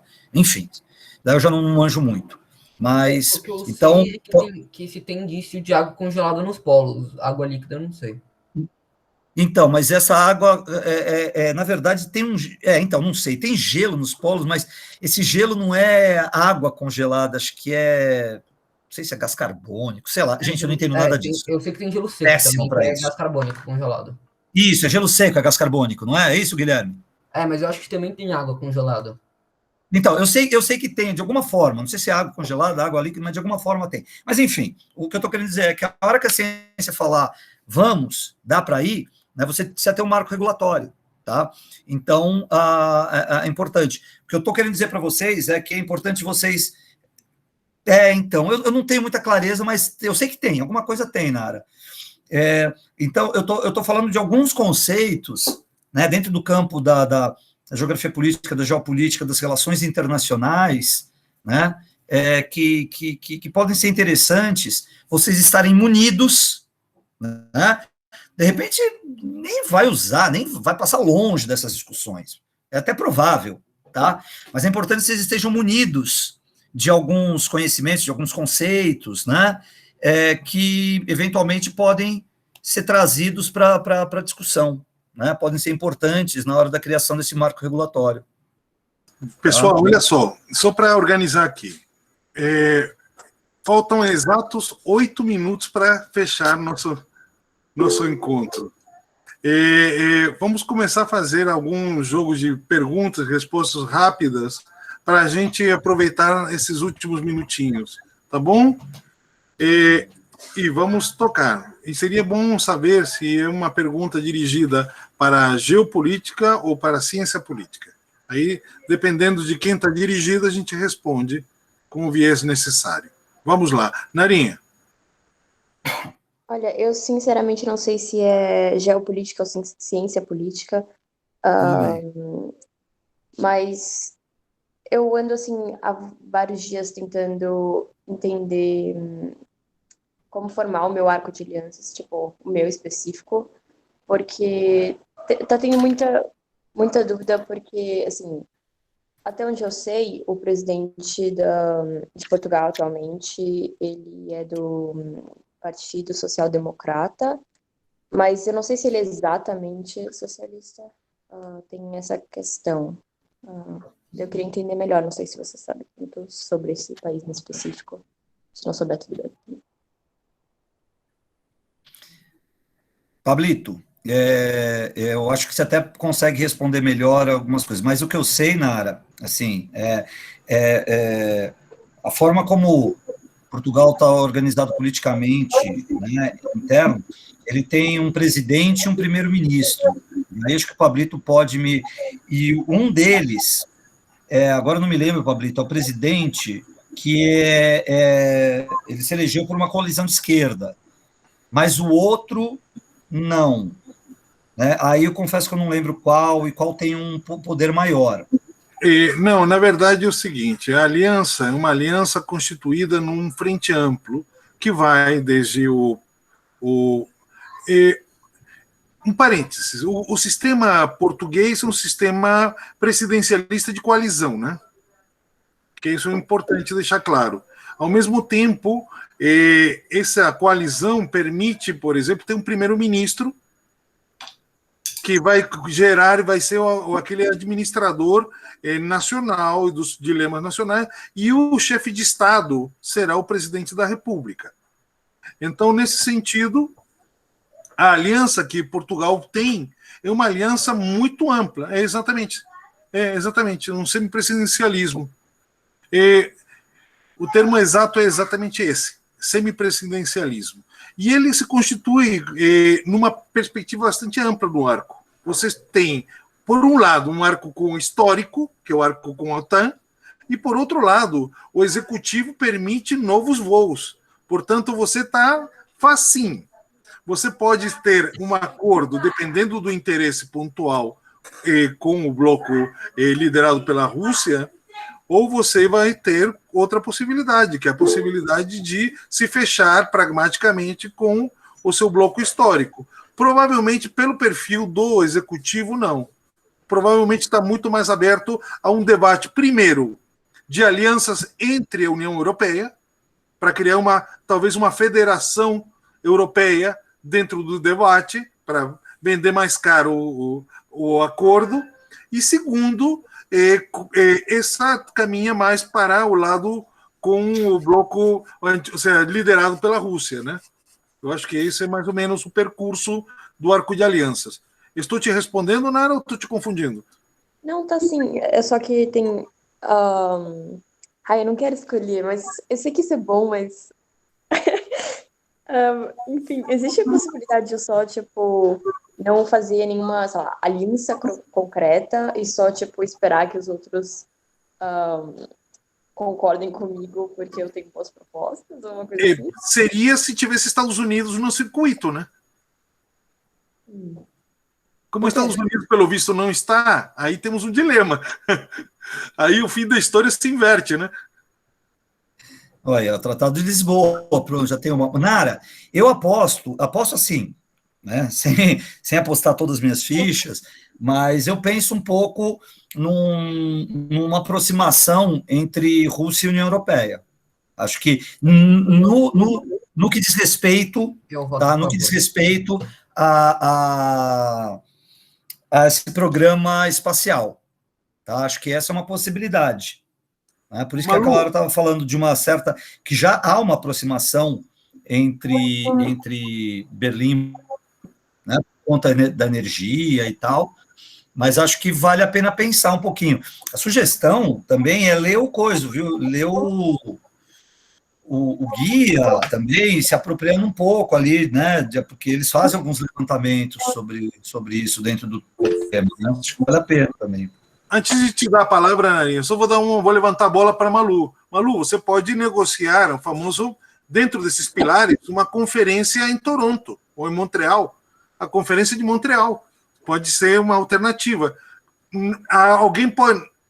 mas eu gostaria de também fazer uma.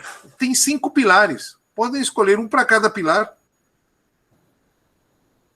Aí cada um com sua competência, com sua capacidade de proximidade, enfim, por gravidade, podem chegar lá e sugerir conferências específicas para desenvolver. Por quê? Porque o comitê, repito, ele não tem um poder decisório para discutir finanças, por exemplo. Ele pode indicar. Os pilares são segurança, logística, marcos de direito, Financiamento. Infraestrutura, enfim. Financiamento, etc. Você pode, por exemplo, com a questão financeira, dizer o seguinte: propor em Toronto, ou em Montreal, ou em Quebec, que seja, a conferência para discutir a questão do financiamento, com o Banco Mundial participando, ou coisa que lhe valha. É uma alternativa, viu, Malu? Você não está sozinha, não. Obrigada, David. Pessoal, olha só. A última pergunta vai ser da Nara, e aí fechamos por hoje. Espero que tenha sido realmente importante escutar essas falas. Anotaram qualquer coisa, vocês nos façam via WhatsApp as perguntas que a gente vai discutindo. E eu faço chegar para o Gil, se for o caso, fiquem tranquilos. Perguntas mais específicas. Se tiver alguma questão muito pontual, por favor, não publiquem ela, façam ela em segredo, né? O segredo também é a alma do negócio. Última pergunta, Narinha. Vamos lá, toca aí.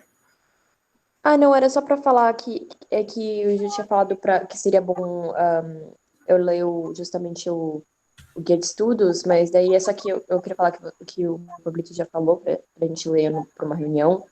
E daí só estava falando que, tipo, Portugal tem experiência no âmbito da colonização, né? Por causa das navegações. E que tinha algum programa de enviar batata, mas alguma coisa assim. Mas, enfim, não é bem uma dúvida, né? Então, eu só queria falar isso e pedir para depois, sei lá, ou o Gil entrar no grupo ou enviar o contato para a gente, não sei.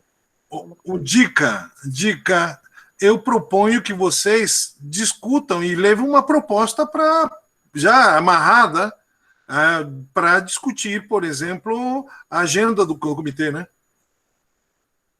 Vocês têm 1/3 do comitê, vão jogar fora ele?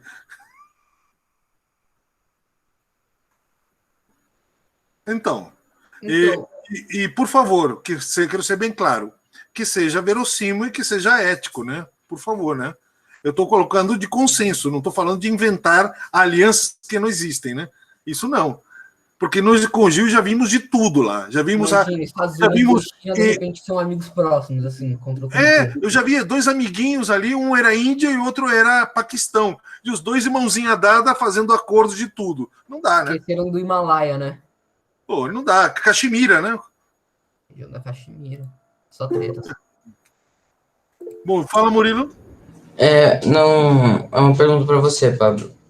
Sabe o vídeo? Sim. Eu não consegui terminar hoje, eu posso terminar amanhã o vídeo para você? Gente, podem, mandem, por favor, é necessário, senão vocês vão ficar com... E por gentileza, passem informação para a Malu, né? Para a Malu, que está se dispondo a incluir a galera, viu? Então, Pedro, Matheus, Tiago e Murilo, passem os seus contatos para seus pares de comitê. Alguma coisa que ficou? Não, diga. Só essa coisa da data, que você falou que tudo bem entrega amanhã, mas a data é limite, não, hoje? Mas FAAP é o seguinte, a FAAP nos pediu para incluir alunos fora do período, não foi? Então, por isso que esse comitê está enorme, né? Aqui nosso, né? E por isso estamos tendo alunos de oitavo ano. Então, eles terão que ter essa paciência, não vai ser esse o problema, viu? Então, fiquem tranquilos que quem mandou já foi enviado. Quem não, a gente manda amanhã. Então, ninguém será prejudicado nesse sentido. Tá bom? Eu estou deixando aqui... Queria agradecer o Super Gil aí, nosso professor aqui, nosso mestre. Mestre não, doutor, né? O mestre já foi, né? Passou pelo mestrado já de passagem. Chegou? Então, e ele faz parte da equipe de simulações do ensino médio. Portanto, vão se acostumando que vão ter que nos aturar até o terceiro ano do ensino médio, gente. Vão ter que nos aturar até lá. E até lá também eu estou preocupado, porque quando você chega no terceiro, eu vou estar com medo de discutir com vocês. Então, muito bem. Se gostaram, falem para os amigos. Se não gostaram, falem para os inimigos. Muito obrigado, boa noite. Boa noite, tchau. Muito obrigada. Boa noite. Falou, pessoal. Tchau. Valeu. Tchau, tchau. Obrigada. Tchau, todo mundo. Tchau, valeu. Aí, chegou, quem ficou aí? Quem ficou? Olha a roupa do Gui, hein? O Gui já tá... É que eu já tô preparado também para gravar o vídeo, por isso que eu já tô com o terno. Então, beleza. Aliás, Pablito, inclusive eu compartilhei o texto do DPO com você, tá? Para você também ter então, que é um negócio que eu ia falar com você também, Pablito, e é legal de falar com o Gil, que eu falei com as meninas, né, a Fefe, que é Espanha, e a Nara, que é Portugal, e a gente já fechou de fazer um meet amanhã para... depois, acho que é depois da aula de... É 7 horas também, acho que a gente... Um subgrupo, né? Vocês estão para negociar em coletivo, não é isso? É isso, para a gente... Muito bem. Para a gente já pensar nas nossas propostas, né, que a gente já estava querendo levar como um conjunto europeu, assim. Mas lembra, mesmo nesse conjunto, ele lembra do que é a Alemanha, mesmo dentro desse conjunto, né? A grande força europeia, né? Ou seja, o PIB, a liderança política e econômica dentro da Europa, né? A Alemanha é respeito, né? Beleza. Então, estou interrompendo aqui a gravação.